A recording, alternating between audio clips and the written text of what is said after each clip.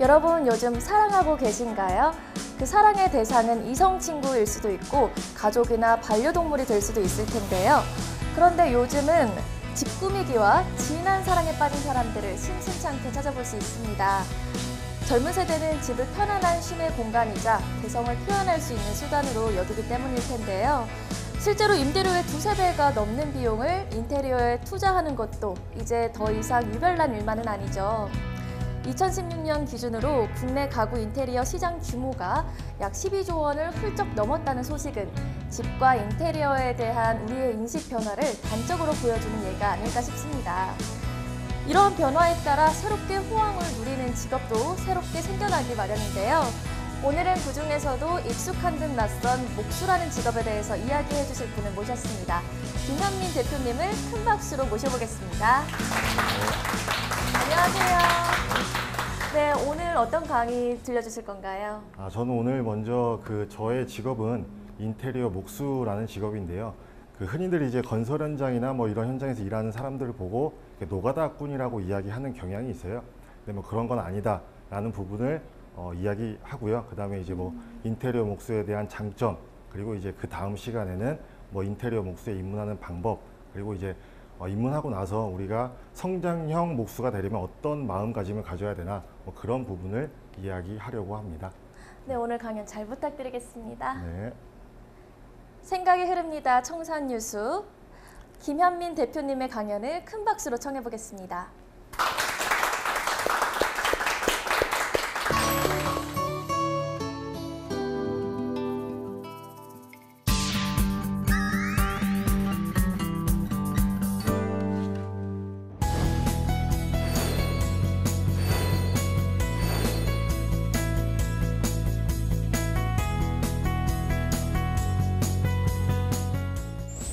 네, 안녕하세요. 네, 청년 목수 김현민이라고 합니다. 반갑습니다.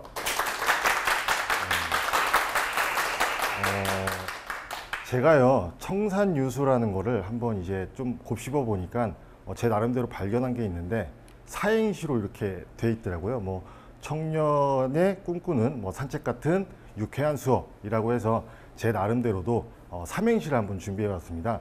저는 이제 노가다라는 단어로 삼행시를 준비했는데, 여기 계신 분들이 노부터 한번 운을 띄워주시면 감사할 것 같습니다.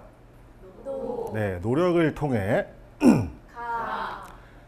가시적인 성과를 창출하고 다양한 시장 상황에 대응 가능한 이 시대 목수꾼 김현민입니다. 다시 한번 인사드리겠습니다.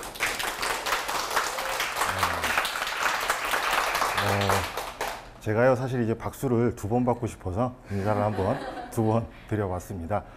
저는 어쨌든 노가다라는 단어로 삼행시를 시작을 했는데, 어떤 노가다라는 단어가 사실 긍정보다는 이제 부정에 가까운 단어라고 저는 생각을 해요. 근데 이제 저와 같은 직업을 가진 사람들, 어떤 뭐 건설 현장에서 일을 하는 사람들, 뭐 인테리어 현장에서 어떤 먼지 묻어가면서 일하는 사람들을 일컬어서 이제 대한민국 사람들의 인식이 뭐 노가다꾼, 막노동꾼, 뭐 하루살이, 인생 막장, 이런 부정적인 키워드가 같이 따라오곤 하더라고요.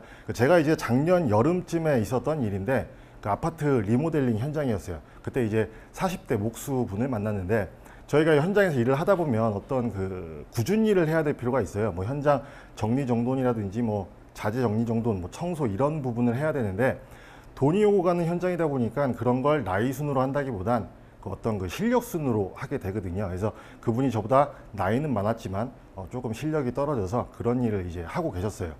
근데 이제 저의 첫인상이 어때 보이셨는지 모르겠는데, 그래도 마음 한쪽 구석에 나름대로 좀 착한 면이 있어요.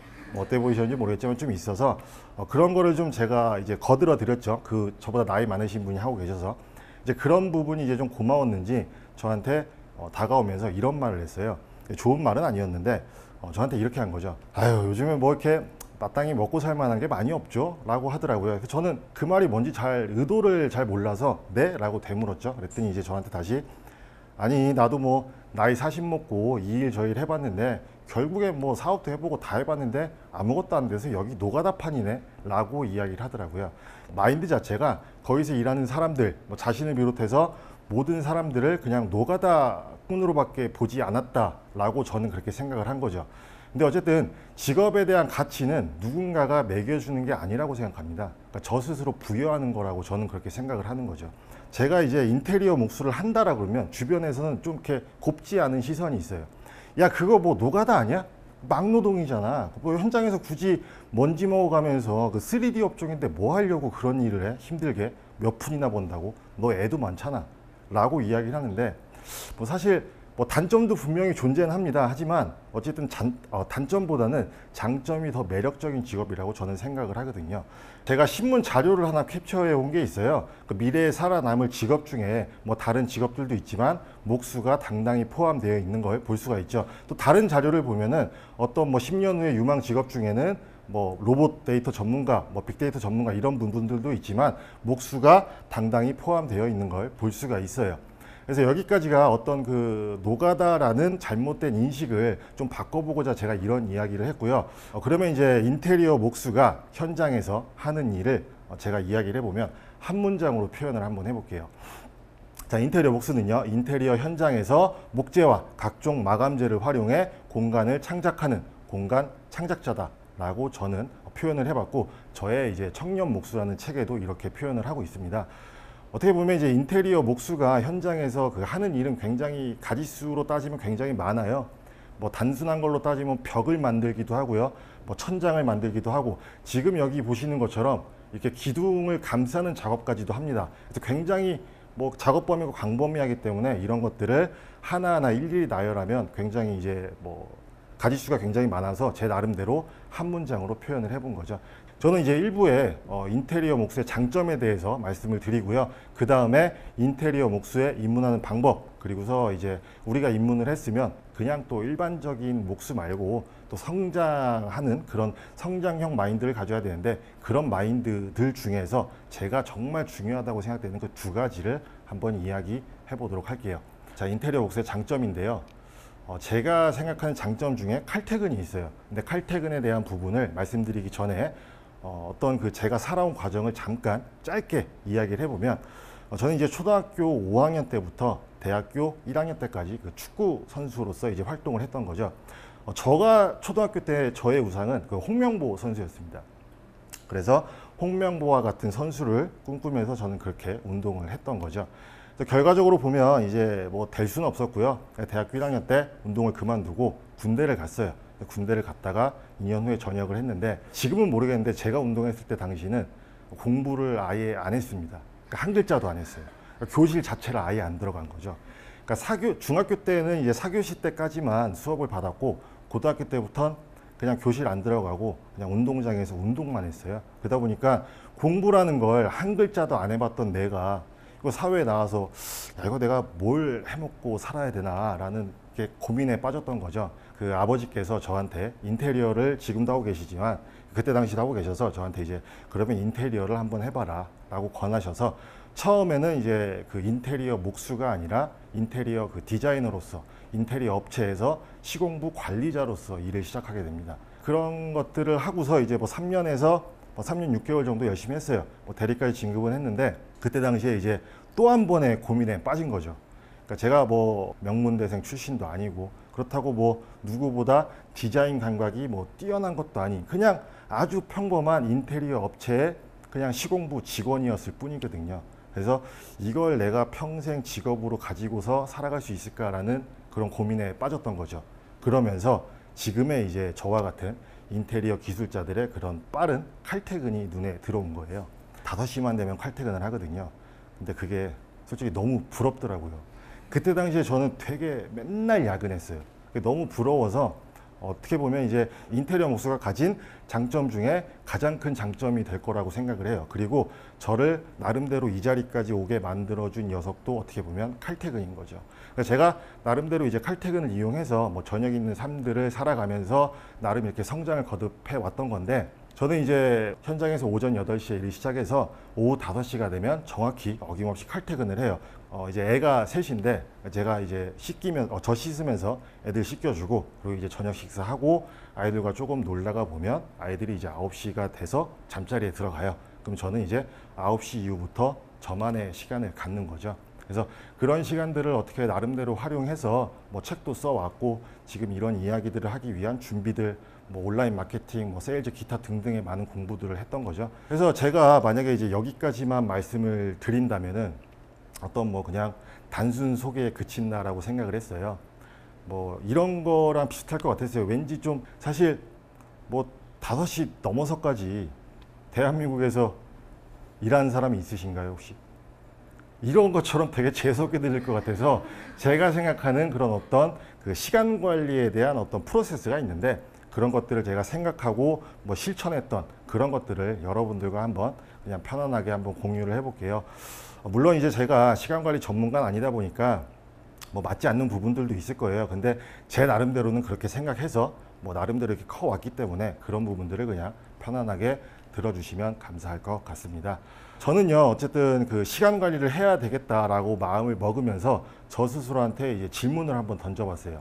왜라는 질문을 던져본 거죠. 현민아, 너는 왜 시간 관리를 하려고 하는 거냐? 라는 질문을 던졌는데 거기서 찾은 답이 뭐 이렇게 뭐 단순했어요. 그냥 저만을 위한 시간을 더 많이 갖고 싶었어요. 충분하게. 그러면서 자기 개발에 투자하는 시간을 정말 충분히 갖고 싶었던 거죠. 그 자기 개발에 투자하는 시간을 충분하게 확보하려면 어떻게 해야 될까라는 질문을 또 한 번 통해서 제가 생각하는 그 시간 관리에 대한 그 프로세스를 3가지 흐름으로 나누게 된 거죠. 저녁 있는 삶을 통해서 뭐 저녁에도 저만의 시간을 보내지만 그 새벽 시간도 활용을 합니다.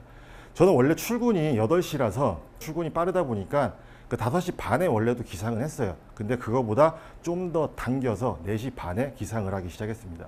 자, 그러면서 어떤 저만의 시간을 가지게 된 건데 저만을 위한 시간을 충분하게 확보하려면 되게 단순하게 생각해서 잠을 줄여야지 라고 일단 처음에 생각한 거죠. 근데 그것과 더불어서 저만의 의미가 하나 있는 게 좀 오바스러울 수 있는데 저는 이제 시간을 가지고 놀고 싶었어요. 그러니까 시간을 가지고 논다는 게 어떻게 보면 왜 그 유명한 가수가 박자를 가지고 놀듯이 또 그리고 축구 선수가 공을 자유자재로 가지고 놀듯이 저는 시간을 한번 가지고 놀고 싶었던 거죠. 저는 그러니까 뭐 결과적으로 보면 시간을 통제하고 싶었다라고 얘기를 한번 해볼게요. 시간을 통제하면 하루를 통제할 수 있었다고 생각을 하는 건데 그러한 정답이 저한텐 제 나름대로 제가 생각했을 땐 새벽 시간에 있다고 생각을 한 거죠. 어떻게 보면 하루의 시작 자체를 제가 원하는 방향대로 시작을 하잖아요. 자기 전에 저는 생각을 하죠.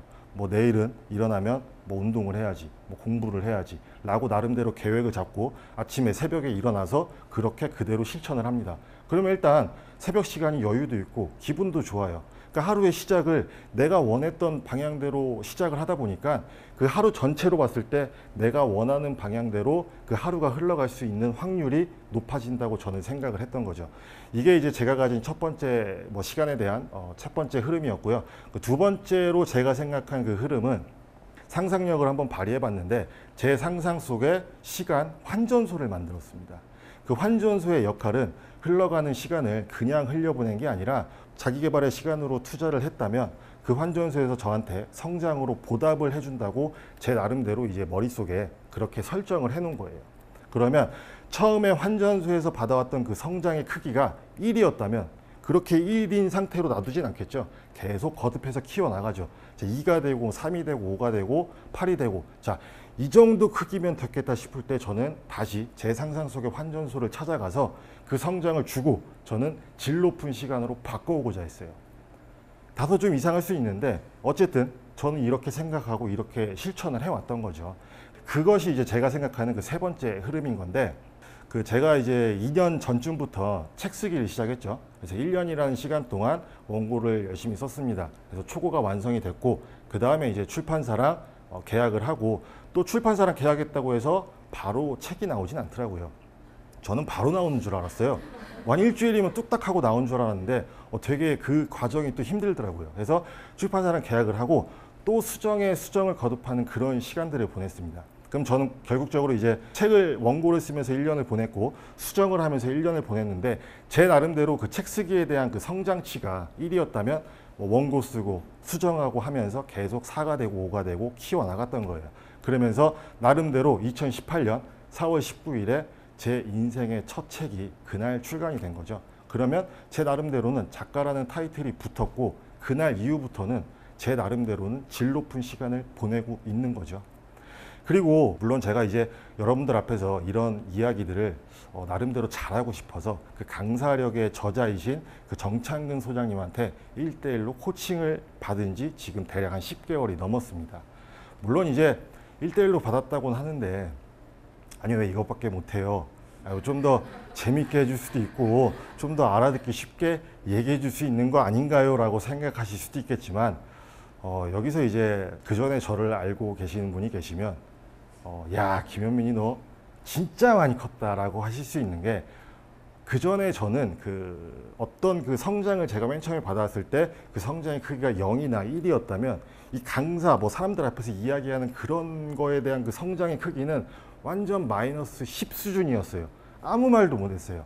그냥 지금의 저의 그 강사력에 대한 스승님이신 그 정창근 소장님이라는 분 앞에서 잠깐 이야기하는 건데도 정말 아무 말도 못했어요. 제가 버릇 중에 하나가 되게 긴장이 되면 지금은 어떻게 들리시는지 모르겠는데 이게 막 목소리가 떨려요. 그러니까 자동 바이브레이션 되는 거죠. 그래서 저는 뭐 인테리어 목수고요, 뭐 노가다꾼 아닌데 열심히 할게요. 이렇게 목소리가 계속 떨리고 얼굴 시뻘개지고 되게 바보 같았어요.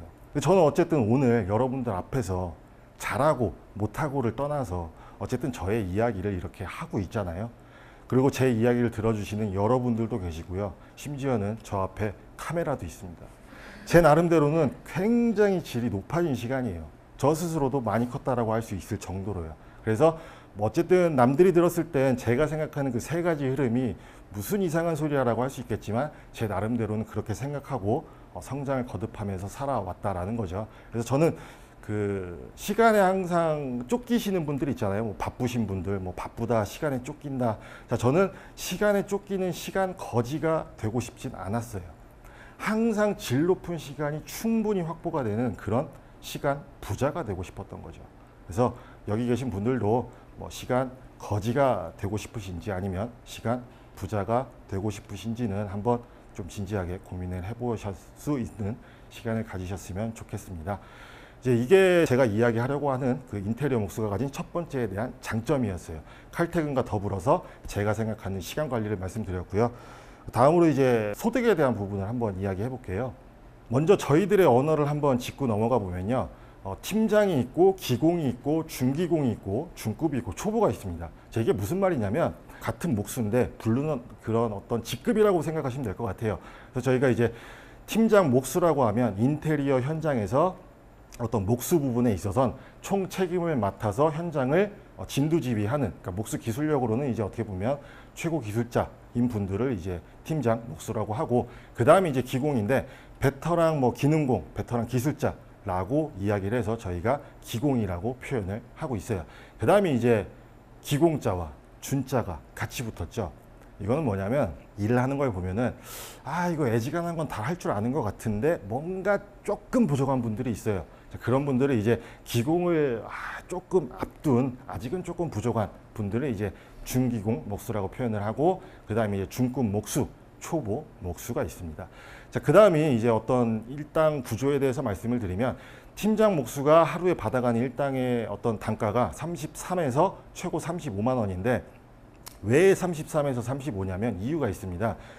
저희가 현장에서 일을 하다 보면은 어떤 그 개인 연장을 사용하면서 일을 하는 경우도 있지만 그 공동 연장을 사용해야 되는 경우가 더 많아요. 자, 그럴 때 팀장의 공구를 사용하게 되는데, 그런 공구들 중에서 어떤 그 소모품도 있고요, 관리를 해야 되는 공구들도 있습니다. 그러다 보니까 그 현장에서, 인테리어 현장에서 공구 손실료라고 해서 팀장 목수한테 그 하루의 품삯 중에 반품을 더 쳐주는 거예요.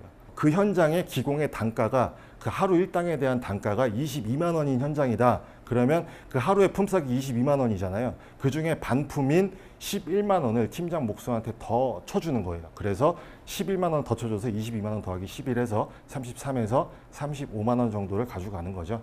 그리고 이제 기공 목수가 받아가는 하루 일당에 대한 단가는 22에서 최고 25만 원, 그리고 이제 중기공이 받아가는 단가는 하루 18만 원에서 20만 원, 그리고 중급 목수 같은 경우는 16에서 18, 초보 목수는 이제 10에서 15만 원 정도를 받아가고 있는 거죠. 사실 제가 지금 이야기하고 있는 이런 게 100% 정확하다라는 건 아니에요.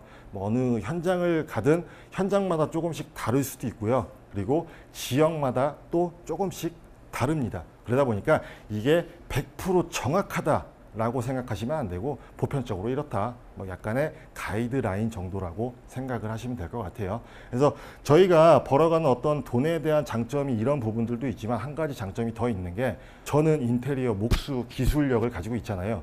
그것과 더불어서 설계 능력까지 같이 겸하게 된다면 토탈 인테리어를 맡아서 진행하는 게 당연히 가능하겠죠. 그러니까 나만의 프로젝트가 진행할 수 있다는 건 당연히 가능한 거고, 이것과 플러스로 인건비 절감이 가능하다는 거예요. 내가 내 현장에서 일을 하는데 어떠한 기술자를 불러서 그런 일을 결과물을 만들어내는 게 아니라 내가 직접 만들어내잖아요. 그러다 보니까 그 인건비 절감이 충분히 가능하다는 거예요. 근데 이런 인건비 절감이 가능하다라는 부분은 어떤 뭐 대규모 현장, 뭐 1억, 10억, 100억 막 이런 대규모 프로젝트라면 나 혼자 감당할 수 있는 부분이 좀 많이 줄어들겠죠. 무리가 있겠죠. 그렇기 때문에 불가능하겠지만 어떤 뭐 소규모 현장, 뭐 1,000만 원, 2,000만 원 이런 소규모 현장에서는 내가 혼자 스스로 감당할 수 있는 부분이 굉장히 많아집니다. 사실 제가 이제 장점이라고 해서 돈에 대한 뭐 이런 액수들이나 어떤 방법에 대해서 이야기는 했지만, 이야기를 들어보시니까 어떤 뭐 인테리어 목수에 한번 도전해보고자 라는 마음이 생기셨을 때 돈만 보고 사실 인테리어 목수를 도전하는 건 이렇게 딱히 추천하고 싶진 않아요. 그러니까 뭐 하루 일당이 뭐 33일 하니까 뭐 초보 목수만 해도 처음에 10얼마고, 뭐 조금만 더 노력하면 뭐 한 달에 뭐 3,400벌이면 충분하겠네, 뭐 조금만 더 해서 뭐 사업화 시키면 뭐 괜찮겠네 라고 생각해서 정말 돈만 보고 시작하는 건 길게 갈 수도 있겠죠. 하지만 좀 길게 갈 수 있는 확률이 좀 줄어들 거라고 생각을 해요. 그래서 어떤 제가 가지고 있는 그 돈에 대한 가치관이 있습니다. 그래서 그런 부분들을 제가 잠깐 말씀드렸던 그 시간에 대한 어떤 제가 가진 생각들처럼 돈에 대한 생각들도 한번 여러분들에게 이야기를 플러스로 한번 해볼게요. 제가 가진 그 돈에 대한 가치관도요, 세 가지 흐름으로 생각을 했습니다. 첫 번째로 제가 생각한 건, 평생 직업이라 그러면 어쨌든 저는 무조건 재밌어야 돼요. 재미없으면 저는 절대로 못합니다. 때려 죽여도 못해요. 예를 들면 누군가가 제가 정말 하기 싫어하는 일이 있는데, 이거를 네가 하기 싫어하는 건 알겠는데 하루에 뭐 1,000만 원 줄게, 뭐 몇천만 원 줄게 라고 해도 액수가 크니까 며칠은 하겠죠. 근데 평생 직업은 절대 못해요. 그리고 제가 뭐 긴 인생을 산 건 아니지만, 뭐 돈에 있어서 뭐 득도를 한 수준까지도 아니지만, 제 나름대로 느낀 건 그 의미 없고 재미없게 번 돈은 되게 의미 없고 재미없게 쓰게 되더라고요. 저 같은 경우는. 그래서 어쨌든 일은 평생 직업이라고 하면 무조건 재밌어야 된다고 저는 생각을 했어요. 그래서 그런 행동들을 통해서 제 마음을 가지고 재밌게 돈을 법니다. 그리고 돈을 벌었으면 그 번 돈을 넣어놔야 될 주머니를 만들고자 했는데, 그것도 제 나름대로 상상력을 발휘해서 제 상상 속에 돈주머니를 만들었어요. 그 돈주머니를 만드는 행동은 돈을 벌려고 현장을 나가잖아요. 일당을 받죠. 근데 돈만 벌고 끝내려고 하는 게 아니라 돈을 벌면서 하나라도 배우고자 하는 그 마음가짐을 가지고 있다는 거죠. 이제 막 일을 시작하는 초보 목수가 현장에 나가서 일을 배울 때 하루에 20가지를 배운다고 해보자고요. 그러면 그게 하루가 쌓이고 뭐 일주일이 되고 1년이 되고 어느 정도 궤도에 오르면 이게 사실 배우기 힘든 날이 오거든요. 하루에 한 가지도요. 하지만 그 제 마음가짐 자체가 그 어떠한 배울 만한 게 크게 없더라도 그 0.5개라도 배우고자 하는 그 마인드 자체가 중요하다고 저는 일단 생각을 하는 거죠. 그래서 돈을 벌면서 배움을 얻고자 하는 그런 마음을 가지면 제 나름대로 그 상상 속에 돈 주머니가 만들어진다고 생각을 했어요. 이게 제가 생각한 두 번째였고, 세 번째로는 이 돈 주머니를 키우면 그래도 좀 나름 많이 벌 거라 생각을 했어요. 그래서 세 번째가 제 나름대로는 중요한데, 돈 주머니의 크기를 키우는 행동은 성장을 위한 투자를 하면 돈 주머니 크기가 커진다고 생각했어요. 그 성장을 위한 투자라는 건 저한텐 이런 거죠.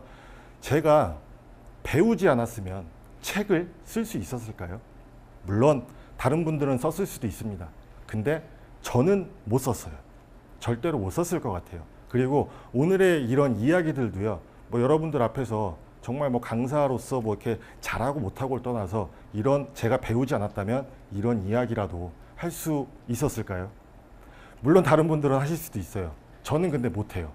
어쨌든 저 입장으로 제가 생각했을 때 제 스스로 뭐 학창 시절에 공부 안 했죠. 그리고 지금 직업 자체도 저는 그렇게 생각 안 하지만 다른 분들은 뭐 노가다라고 오해하기도 하죠.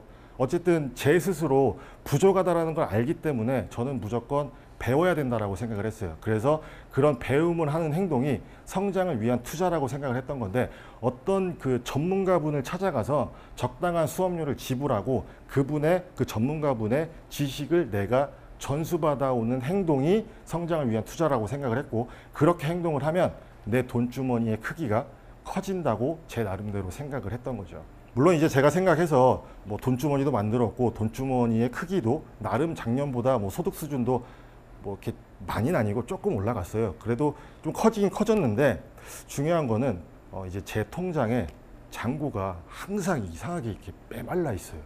그게 이제 저의 책에도 이야기는 했는데, 제 통장의 잔고가 400에서 500만 원 이상만 쌓여도 그때부터 몸이 막 근질근질해요.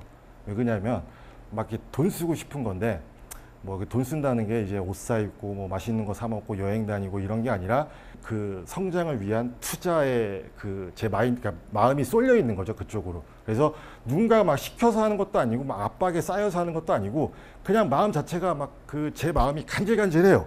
막 그때부터 돈이 조금씩 쌓이기 시작하면. 그래서 그거를 못 참고 결국엔 배우는 거죠. 그렇게 투자를 하다 보니까 결국엔 통장에 잔고는 뭐 많이 있진 않지만 저한테는 그래도 확고한 믿음 하나는 있어요. 지금은 조금 부족할지 몰라도 어쨌든 내가 재밌게 돈을 벌고 돈주머니를 만들었고 그 돈주머니 크기를 계속 키워나가고 있다면 내가 굳이 돈을 쫓아가지 않아도 돈이 나를 알아서 쫓아올 거라는 그런 확고한 믿음은 있습니다. 돈이 많이 벌릴 수밖에 없는 그런 프로세스가 만들어질 거라고 저는 생각을 해요. 그래서 내가 많은 돈을 벌 수밖에 없는 그런 깜냥이 만들어진다고 저는 생각을 했던 거죠. 이게 제가 가진 어떤 그 돈에 대한 가치관이었어요. 제가 1부 순서에 이제 인테리어 목수라는 인식에 있어서 대한민국 사람들이 가진 그 노가다라는 인식, 그거는 뭐 좀 깨졌으면 하는 바람에서 여기 계신 분들이라도 한번 바꿔보고자 제가 그런 이야기를 했고요. 그리고 인테리어 목수에 대한 장점을 이야기를 했지만, 제가 정말 하고 싶었던 그 한마디는요, 인테리어 목수라는 직업은 단점보다는 장점이 훨씬 더 매력적인 직업이다라는 걸 여러분들한테 이야기하고 싶었습니다. 네, 감사합니다.